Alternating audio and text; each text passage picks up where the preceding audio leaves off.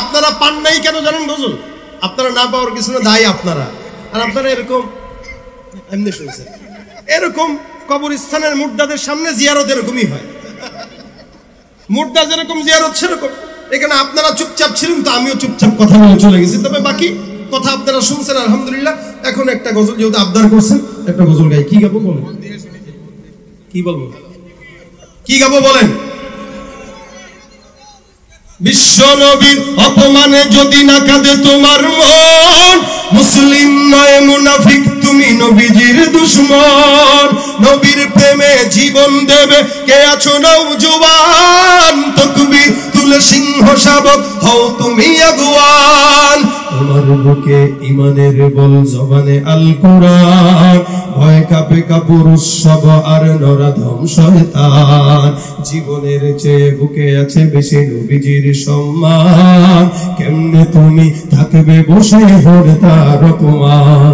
তুমি সাচ্চা মুসলমান, ইমান তোমার ধন, নবীর প্রেমে জাগ্রত তুমি নির্ভীক পালোয়ান। তুমি সাচ্চা মুসলমান, ইমান তোমার ধন, নবীর প্রেমে জাগ্রত তুমি নির্ভীক পালোয়ান। শ্রেষ্ঠ নবীর গন্ধ করে পাপিষ্ঠ আর বদনসিব, আমরা তাদের ঘৃণা জানাই ধিকি ধিকি ধিকি শতধিক। জাতিসংঘের কাজ কি তবে দর্শক হয়ে থাকবে চুপ, সাম্প্রদায়িক সম্প্রীতি যাচ্ছে ভেঙে পাচ্ছে লোক। আজকে যারা কুলাঙ্গারের পক্ষপাতী করছো সব, তোমরা কেহ ছাড় পাবে না, শক্ত ধরা পড়বে ঠিক। হবে বিশ্ব জুড়ে নিন্দা কুড়াবে, জাগলে মুসলমান, জাগলে মুসলমান। তুমি সাচ্চা মুসলমান, ইমান তোমার ধন, নবীর প্রেমে জাগ্রত তুমি নির্ভীক পালোয়ান। তুমি সাচ্চা মুসলমান, ইমান তোমার ধন, নবীর প্রেমে জাগ্রত তুমি নির্ভীক পালোয়ান। এটা কত মারাত্মক গুনাহ, এটা আমরা কল্পনাও করতে পারি না, আমাদের মাথায়ও নাই। এই জন্য আল্লাহ পাক অন্য আয়াতে বলেন, ইয়া আইয়ুহাল্লাযীনা আমানু লা ইয়াসখার কওমুম মিন কওমিন আসা আইয়াকুনু খায়রাম মিনহুম ওয়ালা মিনহুম ওয়ালা তালমিজু আনফুসাকুম ওয়ালা তানাবাজু বিল আলকাব। সমাজের ভিতরে একদল লোক আরেক দলের বিরুদ্ধে যায়, যখন বিরুদ্ধে যায় আল্লাহ পাক রব্বুল আলামিন বলেন, ওই বান্দা নিজেকে অহংকার বশত অনেক বড় মনে করে, আরেকজনকে ছোট মনে করে। সমাজের অহংকারী মানুষগুলো আরেকজনকে দূর থেকে খারাপ বলে, সমাজের অহংকারী মানুষগুলো আরেকজনকে সবার সামনে ছোট করে দেখে। আল্লাহ পাক রব্বুল আলামিন বলেন, হে পুরুষেরা, তোমরা এক দল আরেক দলকে ছোট করে দেখবা না। কেন? যেই দলকে ছোট করে দেখতেছো ওই দল তো আল্লাহর দরবারে তোমার চাইতেও দামি হতে পারে। আবার মহিলাদেরকে ডাক দিয়া বলে, ওয়ালা নিসাউম মিন নিসাইন আসা আইয়াকুন্না খায়রাম মিনহুম। মেয়েরা খবরদার একজন আরেকজনকে ছোট মনে করবা না। কারণ কি? অহংকারী বান্দার উদাহরণটা এরকম, অহংকারী বান্দা উঁচু একটা পাহাড়ের মধ্যে অবস্থান করে, নিচে যখন মানুষের দিকে তাকায় 100 মানুষকে তখন সে উপরের পাহাড় থেকে ছোট ছোট ছোট করে দেখে। এই বান্দা উপর থেকে একজন 2 চক্ষু দিয়া এলাকার 100 মানুষকে ছোট দেখলেও কিন্তু নিচের থেকে 100 জন মানুষ 200 জোড়া চোখ দিয়া ওই বান্দাকে কিন্তু উপরে ছোট দেখে। তার মানে অহংকারী বান্দা নিজে নিজের কাছে বড়, দুনিয়ার সব বান্দার কাছে সে ছোট। এই জন্য ভাইরা আবার আল্লাহ পাক বলেন, ওয়ালা নিসাউম মিন নিসাইন আসা আইয়াকুন্না খায়রাম মিনহুম। কোন মহিলাকে ছোট করে দেখবা না। এমনও তো হতে পারে মহিলাটা আল্লাহর দরবারে দামি, তোমার কোনো দাম নাই। ওয়ালা তালমিজু আনফুসাকুম ওয়ালা তানাবাজু বিল আলকাব। এখানে আল্লাহ পাক বলেন, একজন আরেকজনকে আমরা যেরকম ভিন্ন ভিন্ন নামে ডাক দেই, একজনকে দেখলে বলি বাট্টু, আরেকজনকে দেখলে বলি খাটো, আরেকজনকে দেখলে বলি লম্বু, আরেকজনকে দেখলে বিশাল বড়, ভিন্ন ভিন্ন নাম দিয়ে একজন দোস্ত আরেকজনকে ডাকে। এই ব্যক্তিটাকে ভিন্ন কোনো নামে ডাকার জন্য আল্লাহ পাক রব্বুল আলামিন নিষেধ করলেন। কেন? আল্লাহর নিষেধটা এই কারণেই যে বান্দা লকব বাদ দিয়া, বান্দার নাম বাদ দিয়া কোনো বান্দা যদি আরেকজন বান্দাকে ভিন্ন কোনো নামে ডাক দেয়, ওই বান্দা কষ্ট পায়। আর এই কষ্টের কারণে এই বান্দা গীবত অর্জন করে। আর এই গীবতের গুনাহ জাহান্নামে যাওয়ার জন্য যথেষ্ট হয়ে যায়। আল্লাহ পাক বলেন, কেউ যদি গীবত করলো, আইয়ুহিব্বু আহাদুকুম আইয়াকুলা লাহমা আখিহি মাইতান ফাকারিহতুমু, তোমরা কি পছন্দ করবা নিজের আপন ভাইয়ের গোশত খাইবা যেই ভাইটা মরা? আল্লাহ পাক বলেন, না না, কোনো ভাইয়ের মৃত ভাইয়ের গোশত খেতে চায় না। কিন্তু একজন গীবতকারী যখন গীবত করে, শিকায়াত করে, এই বান্দা গীবতের মাধ্যমে নিজের আপন মরা ভাইয়ের গোশত খাওয়ার মতো গুনাহ অর্জন করে। যার কারণে এখন থেকে নিয়ত করব, আমি যদি না জানি অন্য কারো ব্যাপারে মুখ খুলবো না। যতক্ষণ না জানবো, যতক্ষণ একদম স্থির না হব, ততক্ষণ এক মুসলমান আরেক মুসলমানের ব্যাপারে জবান দিয়া অন্য কোনো ফাহেশা শব্দ উচ্চারণ করব না, ইনশাআল্লাহ। ভাই, যদি গীবত করতেই হয়, আমি আপনাদেরকে যেটা বলি, গীবত করতে হলে আপনারা মা বাবার গীবত করেন, যদিও এটাও জায়েজ নাই। কেন বললাম? কারণ সমাজের কোনো মানুষ চায় না তার মায়ের গীবত হোক, তার বাবার ব্যাপারে কেউ কিছু বলুক। যদি আপনাকে কেউ বলে, এই তোমার বাবা এরকম, সে বলবে, আমাকে যা কিছু বল, বাবার বিষয়ে বলবি তো তোর খবর আছে। একটা মানুষ সর্বোচ্চ সম্মানের জায়গায় তার মা আর বাবাকে রাখে, সেই জায়গার ভিত্তি করে আপনি আপনার মায়ের গীবত হোক এটা আপনি যেমন চান না, বাবার গীবত হোক এটাও আপনি চান না। কিন্তু গীবতকারী সে কিন্তু তার নেকগুলোকে হারায়, আরেকজনের গুনাহকে তার মাথায় নেয়। আপনি থাকেন বাগেরহাটের ফকিরহাটে, আপনি এখান থেকে ঢাকার আরেকজনের ব্যাপারে গীবতের গুনাহ করে অযথা তাকে নেকি দেওয়ার দরকার কি? তার থেকেও বা গুনাহ নেওয়ার দরকার কি? আপনি আপনার মায়ের গীবত করেন, আপনার বাবার গীবত করেন, তাহলে হবে কি? আপনার মা বাবা কষ্ট করে আপনারা বড় করছে, আপনার নেকিটা দিয়া যদি আপনার মা জান্নাতে যাইতে পারে তাহলে তো ভালো, এই ঘরের নেকি ঘরে থাক, আপনার মা জান্নাতে যাক। কি কথা বুঝেন নাই মনে হয়? আপনি বাবারও জান্নাতে পাঠান। আপনার বাবার গীবত গাবেন যখন, আপনার বাবার গুনাহটা আপনার কাছে আসবে, আপনার নেকিটা বাবার কাছে যাবে। কষ্ট করে বাবা মা বড় করছে, অন্তত আপনার বাবা মাকে জান্নাতে পাঠান। চিনে না জানে না কোন ঢাকার ব্যক্তিরে জান্নাতে পাঠাইতেছে, এর কি মায়া, অথচ সারা জিন্দেগি এর গালি দিল। এর যদি বলা হয়, ভাই তুই এর কি জান্নাতে নিতে চাস, দুধ মেয়ে এটা জাহান্নামে, দুনিয়াতেও যাক আখিরাতেও যাক, কিন্তু সে তার অগোচরেই ওই বান্দাকে জান্নাতে পাঠানোর বন্দোবস্ত করতেছে, সে নিজেও জানে না। যেমন নাকি আপনি আপনার মা বাবার গীবত করবেন না, ঠিক তেমনই ভাবে আপনি আপনার আরেক মুমিন ভাইয়ের গীবত করতে পারেন না। যেমন নাকি আপনি আপনার আপন ভাইয়ের গীবত করেন না, ঠিক তেমনি আপনি আরেকজন মুসলমান ভাইয়ের গীবত করবেন না। কেন? সে যদিও আপনার আপন নয়, কিন্তু সে মুসলমান ভাই। এই কারণেই আমরা যখন বাইরের দেশে সফরে যাই তখন মুসলমান তালাশ করি। মুসলমান দেখলেই আলাদা একটা দিলের মধ্যে ভালো লাগা কাজ করে। কেন? তার সঙ্গে আমাদের রক্তের সম্পর্ক না থাকলেও ইমানের সম্পর্ক আছে। এই কারণে কোন আমেরিকার সাদা অথবা নাইজেরিয়ার কালো তবলিগে যখন আসে, যদি আপনার এলাকায় কেউ আসে নাইজেরিয়া থেকে বা অন্য কোনো রাষ্ট্র থেকে, দেখবেন শুধুমাত্র মুসলমান হওয়ার কারণে তার প্রতি আপনার দিলের মহাব্বতটা আছে, এছাড়া অন্য কোনো কারণে না। একটা মুসলমানের সঙ্গে ভ্রাতৃত্ব সম্পর্ক এই কারণেই তো নবী বলেন, এক বান্দা যে নাকি স্থির জান্নাতি, নিশ্চিত জান্নাতি যাবে, জান্নাতে যে যাবে তো দরজার মধ্যে এসে পিছন থেকে একজন ডাক দিয়ে বলে, সলিমউদ্দিন কি কই যাস? জান্নাতে যাই। বেটা দাঁড়া, তোর সাথে হিসাব নিকাশ আছে। বলে কিসের হিসাব? জমিনে যে মানুষের কাছে ফেসবুকে আমার নিয়ে লিখে বেড়াইতি, গীবত করতি, মানুষের কাছে কান পড়া দিতি, ওইটার বিচার হিসাব নিকাশ আমার সাথে করে যা। আল্লাহ তো করছে, আমি তো জান্নাতি, এই যে দেখ কাট, ওই কাট দিয়া লাভ নাই, আমার হিসাব আমারে দে। আমার 10 নেকির কারণে আমি জান্নাতে যেতে পারতেছি না, তুই যে গীবত করছিলি, আমার হক নষ্ট করছিলি, ওই হক নষ্ট করার বিপরীতে আমাকে 10 নেকি দে, এরপরে আমি তোরে ছাড়বো। বেচারা তো অবাক হয়ে যাবে, আল্লাহর কাছে বলবো, আল্লাহ এটা কি হইতেছে? আল্লাহ বলবে, আমি তো আমার হিসাব মাফ করে দিলাম, এখন তুমি তার সঙ্গে হিসাব মিলাও, এটা তো বান্দার হক। এই বান্দা তার কাছে মাফ চাবে, ভাই মাফের কোনো কারবার নাই, নেকি দাও এরপরে জান্নাতে যাও। তোমারে দিলে আমি কেমনে যাবো?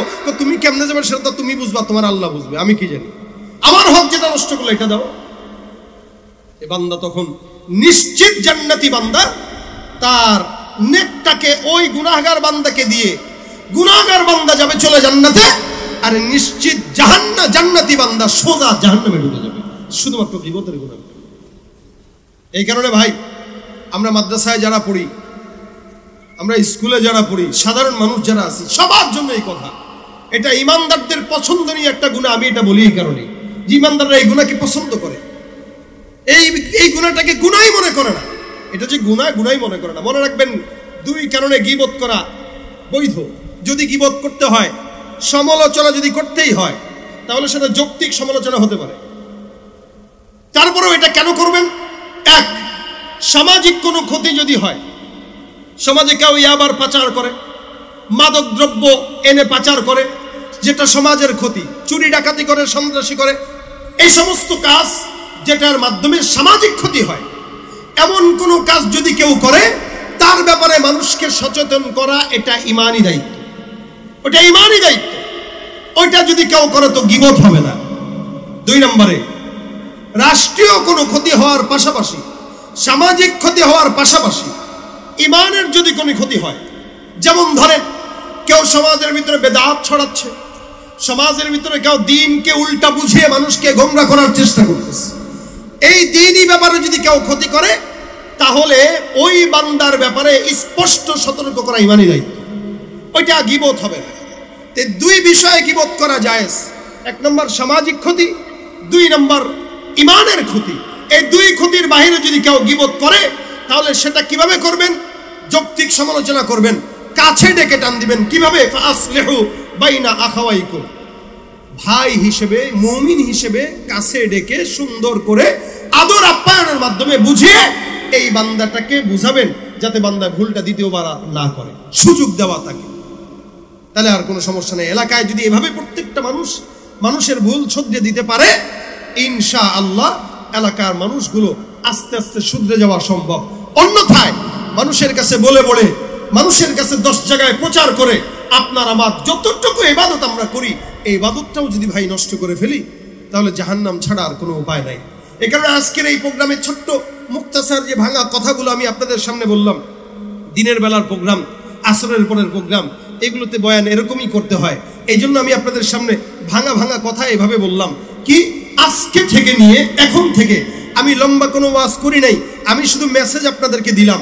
এখন থেকে আমি নিজে সহ কোনো সমালোচনার মজলিসে যদি বসি, কেউ যদি করে, বলো ভাই আল্লাহর রাস্তায় সমালোচনা বন্ধ করেন, যদি না বন্ধ করেন আমি উঠলাম। কোনো মজলিসে যদি গীবত হয়, হ্যাঁ আপনাকে 10 জন বলতে পারে দরবেশি দেখাইতেছ, কি সুন্দর, গতকালে তুমি আমার আরেকজনের ব্যাপারে গীবত করলে আর আজকে দরবেশি করো। আরে ভাই বলুক, আজীবন কি আপনি গীবত করবেন? আজীবন কি গুনাহ করবেন? ইমানদারের কাজই তো এটা, 10 দিন গুনাহ করবে, 10 দিন পরে তওবা করে বাস ভালো হয়ে যাবে। এখন আপনাকে যদি কেউ ভালো বানাইতেও না চায়, বুঝবেন ও শয়তান, ও শয়তানের সবচেয়ে বড়টা, কারণ আপনার ভালো হোক এটাও চায় না। এই কারণে কেউ গীবতের মজলিসে বসলে আপনি তাকে বুঝায় বলবেন, ভাই আমাদের আলোচনা তো এটা না, গীবত হয়ে যাচ্ছে, আমরা গীবতের দিকে না যাই। কেউ যদি বলে দরবেশি করস, আপনি বলবেন দরবেশি না, আমি আপনাদেরকে রাসূলের হাদিস থেকে বলতেছি, গীবত থেকে বাঁচেন, গুনাহ থেকে বাঁচেন, বাস। যদি এরপরেও না থামে, মজলিস ত্যাগ করে। নয়তো আমাদের সমাজের মজলিসগুলো জিকির দিয়ে শুরু হয়, বিসমিল্লাহ দিয়ে শুরু হয়, গীবত দিয়ে শেষ হয়। অধিকাংশ জায়গায় এই টাইপের হয়। এই জন্য আল্লাহ পাক যেন আমাদেরকে হেফাজত করে। গীবত শেখায়ত আপনার আমার গোপন ইবাদতকে গোপনে সমূলে ওই পোকা যেরকম নষ্ট করে, আমাদের আমলগুলোকে গীবতের গুনাহটা ওই পোকার মতো নষ্ট করে দেয়। আজকে থেকে আমি নিয়ত করলাম, কোনো গীবত শেখায়ত করব না, কোনো গীবত শেখায়ত শুনবো না। এই ভুল যেহেতু আমার ভিতরে আছে, এই কারণে আমি আপনাদের সামনে মুজাকারা করলাম যেন আমার ভিতরে আল্লাহ পাক শুধরায় দেয়। আর পাশাপাশি আপনাদের ভিতরেও যদি শুধরায় যায়, তাহলে তো আলহামদুলিল্লাহ এটা কামিয়াব। কারণ আজকের বিশাল মাহফিলটা আমার এখানে আসার কথা না। আই মনির ভাই এই গত বছরও আমাকে ভালোবাসার দাবি করে আমাকে জোর করে আনছে, এই বছরও আমাকে আনছে। আমার এখন মাহফিল যে ধরতে হবে আশুলিয়া, ওইটা আমার মূল মাহফিল, 1 বছর আগে রাখার প্রোগ্রাম। আমাকে শুধু বলছে, ভাই আপনি জোহরের পরে হোক আসরের পরে হোক আধা ঘন্টার জন্য হলেও আপনি আসবেন, সালাম দিয়ে তারপরে যাবেন। ওনার কথা রক্ষার্থে আমি শুধু দূর থেকে এসে আপনাদের কাছে 2টা কথা বললাম। মাকসাদ কি, এই 2টা কথা শোনার পরে কেউ যদি এই 2টা কথার উপরে একজন যদি আমল করতে পারেন, আমি বাসায় বসে বসে আমলের সওয়াব পাবো ইনশাআল্লাহ। আর এই কমিটি যারা আছে, এই প্রত্যেকটা আয়োজক কমিটির প্রত্যেকটা ভাই এটার সওয়াব পাবে ইনশাআল্লাহ। এটাই মাহফিলের মাকসাদ। প্রত্যেকটা মাহফিলেই এভাবে যদি এক একটা আমল আমরা নিতে পারি, এক একটা কাজ ধরতে পারি, আল্লাহ পাক আমাদের মাহফিলগুলোতে বরকতময় করবে ইনশাআল্লাহ। যা শুনলাম বললাম, আমাকে আমল করার তৌফিক দেখ, আপনাদেরকেও তৌফিক দেখ। আজান হবে ইনশাআল্লাহ, আজানের পরেই নামাজ পড়ে আপনারা সাথে সাথে জায়গায় বসে যাবেন। ওয়া মা তৌফিক ইল্লা বিল্লাহ। আসসালামু আলাইকুম ওয়া রাহমাতুল্লাহি ওয়া বারাকাতুহু। কিন্তু আপনারা পান নাই কেন জানেন বুঝুন? আপনারা না পাওয়ার কিছু না, দায়ী আপনারা। আর আপনারা এরকম এমনি শুনছেন, এরকম কবরস্থানের মুর্দাদের সামনে জিয়ারত এরকমই হয়। মুর্দা যেরকম জিয়ারত সেরকম। এখানে আপনারা চুপচাপ ছিলেন, তো আমিও চুপচাপ কথা বলে চলে গেছি। তবে বাকি কথা আপনারা শুনছেন আলহামদুলিল্লাহ। এখন একটা গজল যেহেতু আবদার করছেন, একটা গজল গাই। কি গাবো বলেন? কি বলবো? কি গাবো বলেন? বিশ্ব নবীর অপমানে যদি না কাঁদে তোমার মন, মুসলিম নয় মুনাফিক তুমি নবীজির দুশমন। নবীর প্রেমে জীবন দেবে কে আছো নওজোয়ান, তাকবীর তুলে সিংহ শাবক হও তুমি আগুয়ান। তোমার বুকে ইমানের বল, জবানে আল কোরআন, ভয় কাঁপে কাপুরুষ সব আর নরাধম শয়তান। জীবনের চেয়ে বুকে আছে বেশি নবীজির সম্মান, কেমনে তুমি থাকবে বসে হরে তার অপমান। তুমি সাচ্চা মুসলমান, ইমান তোমার ধন, নবীর প্রেমে জাগ্রত তুমি নির্ভীক পালোয়ান। তুমি সাচ্চা মুসলমান, ইমান তোমার ধন, নবীর প্রেমে জাগ্রত তুমি নির্ভীক পালোয়ান। শ্রেষ্ঠ নবীর গন্ধ করে পাপিষ্ঠ আর বদনসিব, আমরা তাদের ঘৃণা জানাই ধিকি ধিকি ধিকি শতধিক। জাতিসংঘের কাজ কি তবে দর্শক হয়ে থাকবে চুপ, সাম্প্রদায়িক সম্প্রীতি যাচ্ছে ভেঙে পাচ্ছে লোক। আজকে যারা কুলাঙ্গারের পক্ষপাতী করছো সব, তোমরা কেহ ছাড় পাবে না, শক্ত ধরা পড়বে ঠিক।